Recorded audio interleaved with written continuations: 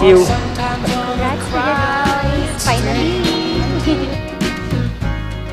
Wala nang sulian.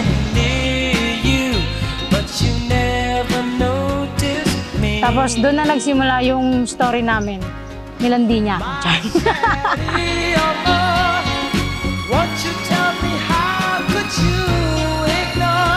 Ito nga pala si Chris Maren.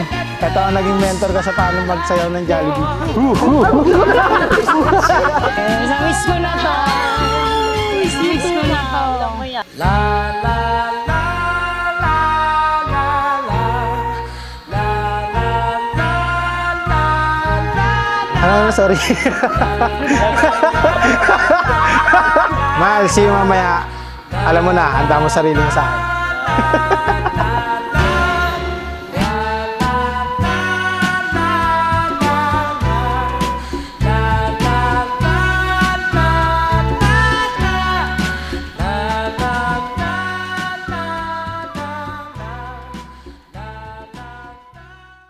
Marahil iba't ibang dahilan.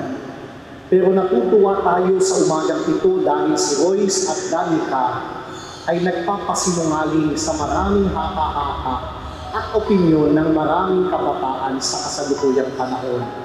Narito sila, isang pagpapahayag na kung saan may kahulugan pa rin ang kasal at meron pang biyaya na nandudulot ang sakramentong ito.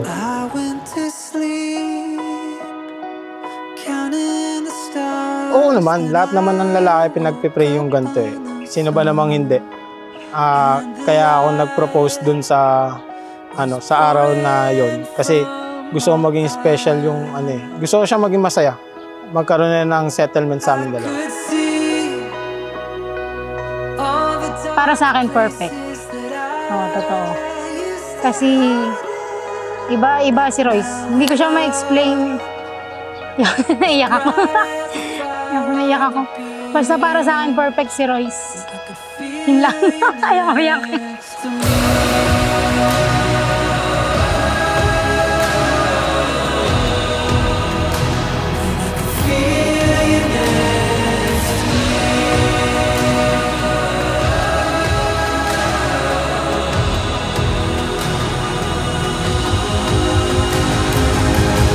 Bali, gusto na talaga to dati ng mama ko, nung buhay pa siya. Tapos, syempre, inalagaan namin kasi nagkaroon siya ng sakit. Tapos, dumating yung time na nawala na siya. Tapos, eto, sinakto niya na may favorite yung banda ko, yung Silent Sanctuary. Tapos, doon siya nag-propose. I turn to leave, but I'm caught in a dream where your apparition disappears. O mahal, ilang minuto na lang, papatulpo na kita.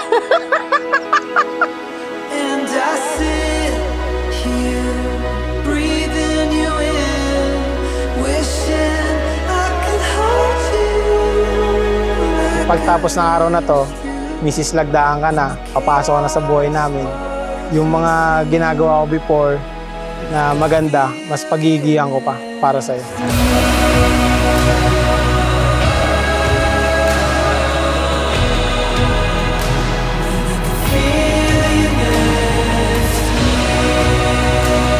Sapagkat alam natin na ang katapatan ay hindi natin kayang gampanan sa ating dalang sarili lamang.